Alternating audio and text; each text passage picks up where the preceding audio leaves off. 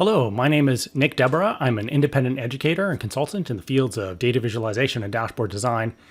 And this short video is probably the most important video that I'll ever make about data visualization. As anyone who's paid any attention at all to this field knows, it's full of controversies. Experts often disagree on what makes one chart better than another, on what makes one data visualization practice better than another. But what exactly does better actually mean in the context of charts? Now, this might seem obvious, but I've noticed over the years that people often actually have very different understandings of what a better chart actually means. And in fact, there are at least 10 distinct definitions of better that I've noticed during that time. Although people rarely tend to notice that they have these different understandings of better, and that's actually the core of their disagreements. So what exactly are some of these common definitions of better that people have when they're having these kinds of discussions? Well, there are things like, for example, a lot of data visualization studies are designed in a way where they measure how precisely people can visually estimate and compare values in a chart, implying that charts that allow people to do that precisely are in fact better. Or in data visualization competitions, for example, judges will often consider that a chart is better if it has a more novel or creative, original, or beautiful artistic design. Other people will say, no, a chart is better if it's simpler and uses familiar chart types and techniques, presumably because that's going to make the chart sort of easier for more people to interpret and therefore more likely to be interpreted and interpreted accurately. Others will argue that a chart is better if it is more versatile, i.e., it makes a wider variety of insights more obvious, or it answers a wider variety of questions about the underlying data. Or that a chart is better if it's faster to visually process. So a lot of data visualization research studies, other studies, that's what they measure. They time how long it takes people to interpret a chart, implying that charts that can be interpreted more quickly are better. Other studies actually kind of measure the opposite. They measure how long people linger on charts. The assumption being that charts on which people spend more time are more engaging. Other studies are designed to measure how much information people can recall after the chart is concealed, implying that charts that are more memorable are better. Others consider that charts that are very obvious, i.e., that have messages and insights directly labeled in them as, for example, chart titles or callouts are better. Others consider that, in fact, it's kind of the opposite, that charts that are more objective or neutral, that kind of let the numbers speak for themselves, are better. And others will consider that a chart is better if it's more kind of inspiring or evocative. It inspires some kind of emotional response, like sympathy or outrage, for example.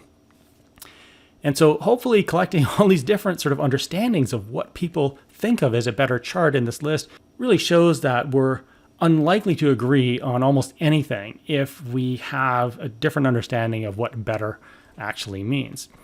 So, so what, right? How big of a problem is this? Well, I think it's actually been holding back the data visualization field in a lot of ways for decades, right? It's created a lot of unnecessary disagreements among experts around data visualization best practices, and disagreements on how to interpret the findings of data visualization research and how those apply to day-to-day practice. And possibly of greatest concern is that it's made it very confusing for beginners, for people who are learning data visualization, because they hear all of these differing best practices and they're kind of told to sort of use their judgment to figure out, what to actually do, except they're beginners, right? And so they haven't developed that judgment yet. They don't have the necessary experience. So what do I think better should mean, in my opinion anyways? Well, I actually use kind of a different definition than any of the 10 or so that we were just looking at. As far as I'm concerned, a chart is better if it more successfully accomplishes the purpose for which we decided to create that particular chart in the first place. So what this means is that because there are many different reasons why we create charts in the first place, what makes one chart better than another can, and in fact usually is, quite different from one situation to the next. For example, if we were a charity creating a chart for our website, and the chart was basically intended to encourage people to make a donation to our charity, and we had chart design A here and chart design B. Well, if we were to test them on our website by, say, randomly showing each one to different visitors, and if we were to find, let's say, that 5% of our website visitors make a donation when they see chart A, and 7% of our website visitors make a donation when they see chart B, well, that would, by the definition that I just proposed, mean that automatically chart B is the better design, regardless of how precise it is, how creative it is, how memorable it is. Ultimately, what matters is how well does it do the job that we created a chart in the first place to actually do. And so, like I said, this means that the definition of better is going to be different from one situation to the next. For example, a chart could be better if it answers a particular question more effectively, or communicates a particular insight more effectively, persuades more readers to take a particular action, allows a more profitable business decision to be made, gets shared more on social media, convinces the hiring manager to offer you a job, right? You get the idea. So ultimately, if you and I are trying to figure out if one chart design is better than another, if we haven't first figured out what we actually wanted that chart to do, then any such discussion is kind of pointless, right? First, everybody involved has to agree on why we are creating this chart in the first place. But instead, what usually happens, in my experience anyways, is that people argue about a chart's, what I call a chart's subordinate qualities, like how precise it is, for example, or how memorable or how creative it is, as opposed to discussing how well it's actually going to do the job that we created it to do. And this is a problem, because the ultimate reason why we create charts is not to show data precisely or creatively or more memorably, right? Ultimately, all of these reasons are basically changes that we want to cause in the mind of the reader. Ultimately, that's what charts are for. And so if one chart does a better job of making whatever change we wanted to make in the mind of the reader than another chart design, then that chart is by definition the better chart, regardless of how creative or precise or memorable, whatever it actually is, right? Ultimately, what matters is how well it does its job. And so this way of thinking about things is different than, of course, the way that unfortunately most people think about charts. And even more generally, we need to make sort of a mental shift from thinking about things like charts in terms of what they are to in terms of what they are for. And so, for example, I could think of a saw as a tool with a handle and a blade, which is what it is, or I could think about it as a tool for cutting. Or with a chart, I could think of it as a visual representation of data, which is what it is, or I could think about it as an answer to a question, or an explanation, or a sales pitch. So like I said, this requires a mental shift for most people to think in this way, and it actually has a name. It's called teleological thinking, and it's been around for quite some time. It was first proposed or discussed by Aristotle, who talked about things having a telos, which is a fancy Greek word for essentially ultimate purpose or reason for being. And I actually like this word as sort of a shorthand to describe why we were creating this chart in the first place, essentially. So does that mean that qualities like precision and creativity and memorability don't matter? No, they definitely still matter, because they tend to improve the chances that a chart will cause whatever change we are trying to cause in the mind of the reader. Now, the catch is that the importance of these various qualities varies significantly from one situation to the next. For example, in a certain situation, having a creative, artistic, eye-catching design like this might be particularly helpful. But in another situation, it might be kind of a distracting waste of time, and something that is more kind of subtle or traditional might actually be a more effective choice. Or sometimes a relatively high precision chart like this, which allows values to be estimated quite precisely, might be the better choice. Or in a different situation, something that is less precise in terms of my ability to compare these values might actually be the better choice. Again, depending on why I was creating this chart in the first place. And so I suspect that most people tend to focus on these subordinate qualities when they're discussing or debating data visualization topics, because they're just kind of easier to use as arguments. For example, it's easier to say that, oh, this chart is better because people can recall 27% more information after it's concealed from view, which is an argument that's based on a subordinate quality. And it's much harder to make arguments about, for example, this chart does a better job of answering a given question in the mind of the reader. But just because something like that is harder to measure and harder to prove doesn't mean that it's not the best way to actually assess the overall effectiveness of a chart. And so this might seem kind of obvious to some people watching this video, but the problem is that unfortunately this requires a sort of a pretty fundamental mental shift that most people don't seem to have made, because most of the discussions that I come across online, well, primarily online now, are sort of non-teleological in nature. Things like, somebody will critique a chart's design without knowing what that chart was supposed to do in the first place. And to me, that's kind of, it's almost impossible.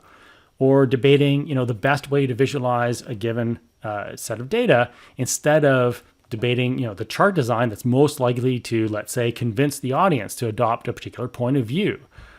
Or arguing that one chart design is better than another because, for example, people are able to visually estimate values in that type of chart more precisely, as if that alone makes one chart better than another.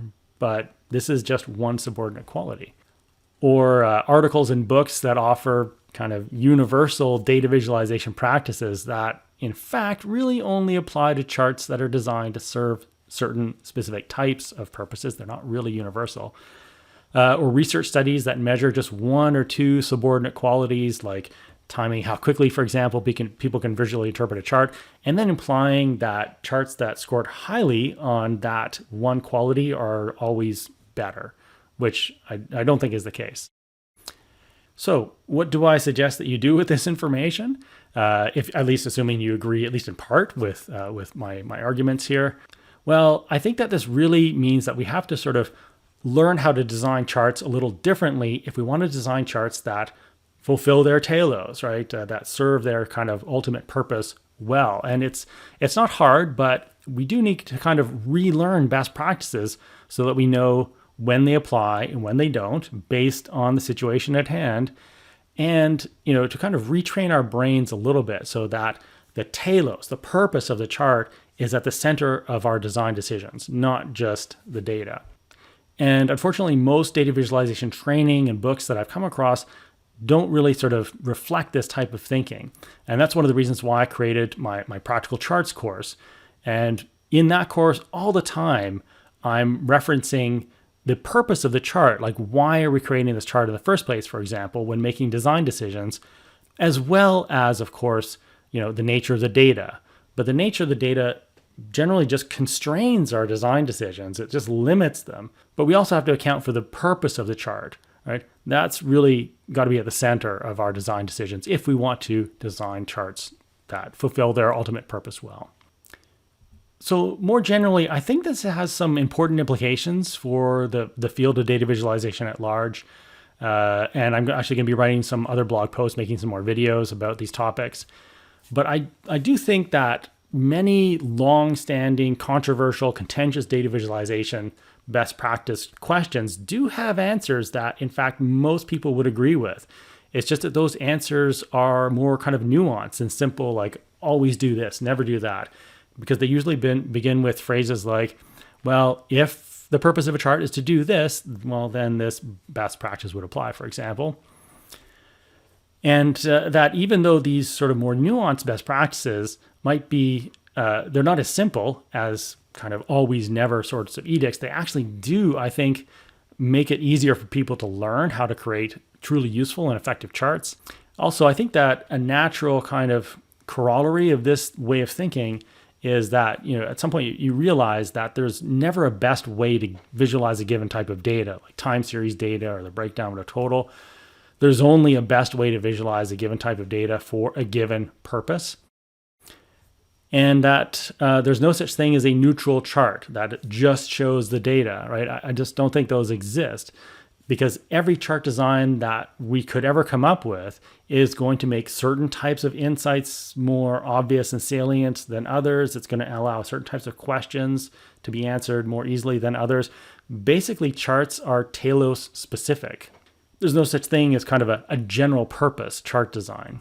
And finally, one other, I think, sort of natural corollary of this line of thinking is that it is actually possible to prove that one chart design is objectively better than another. It's not just a matter of personal opinion or preference, which is a fairly sort of popular view among data visualization experts. But as you saw in my example about the charity chart, well, we could actually empirically test those charts to see which one best serves the purpose or the reason why we created that chart in the first place. And then we could objectively say that that one is actually better. So I'm certainly not the only person who thinks about charts in this way, even though it is a relatively rare way of thinking. But my hope is that this type of thinking is going to become more widespread amongst data visualization students, practitioners, and even researchers, because I think it will allow us to get past some pretty long-standing contentious or controversial questions. And more importantly, it will allow us to formulate best practices that are easier to learn, which will make it much easier for beginners and novices to learn how to create truly useful charts that will serve their telos well. Now, of course, if you disagree with anything in this video, I absolutely would love to hear about it. If you're watching this on YouTube, if you go to my website, practicalreporting.com, and look in my blog, you'll find this video in a recent blog post. And in any case, thanks very much for watching.